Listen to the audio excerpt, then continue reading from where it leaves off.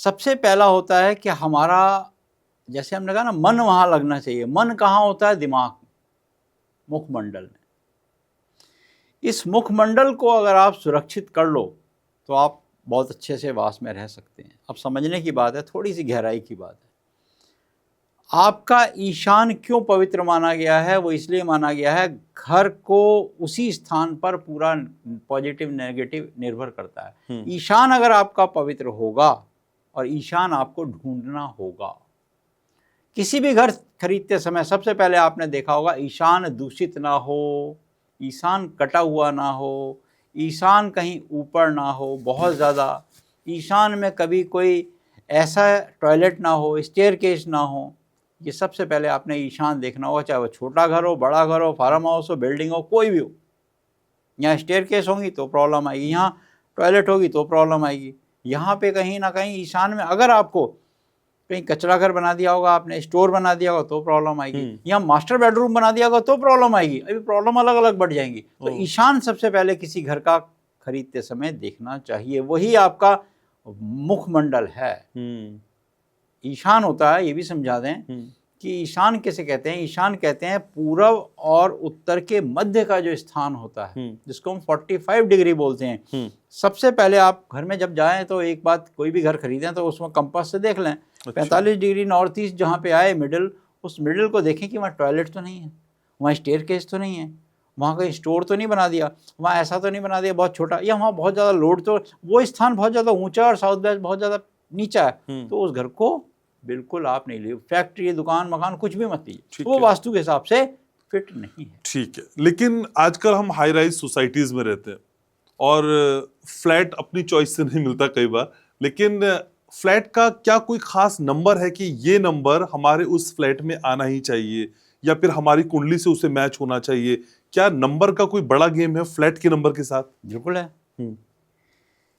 अगर आपको digital number मिले, जैसे आपको 257 ओके एक नंबर मिल गया, 257 तो बहुत अच्छा नंबर हो गया। देखो 2, 5 और 7, 2 और 5 को जोड़ो 7 हो गया। ओके, अब देखें ना। और इन केस आपका मूलांक भाग्यांक कहीं 3 नंबर में हुआ तो आपके लिए बहुत बढ़िया है वो, क्योंकि आपको 3 नंबर आपके लिए फिर सूट कर रहा है। अच्छा, तो ऐसे ही आपने कैलकुलेट करना होगा, जैसे हमने एग्जांपल बताया आपको कि आपको बढ़ता हुआ नंबर मिले, और नहीं भी मिलता तो उसके ए बी सी डी को कैलकुलेट करिए। ए का 1 जोड़ लीजिए, बी का 2 जोड़ लीजिए, सी का 3 और डी का 4, उनको कैलकुलेट कर लीजिए उन नंबर से भी। अगर आपको इन केस ऐसा नहीं मिलता तो आप अपने मन से किसी का, घर में किसी का अल्फ़ाबेट हो उसको आगे जोड़ लीजिए अपने लिए सुविधा के लिए।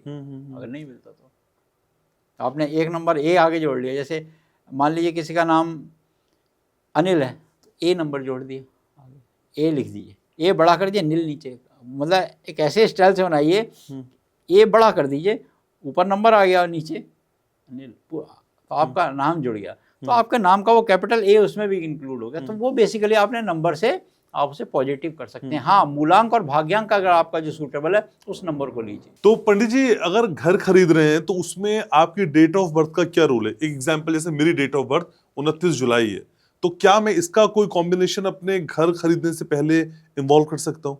बिल्कुल कर सकते हैं। क्या होना चाहिए? 2 नंबर। अच्छा, 9 को आप छोड़ दीजिए, 9 से तो फिर वहीं आ जाएगा।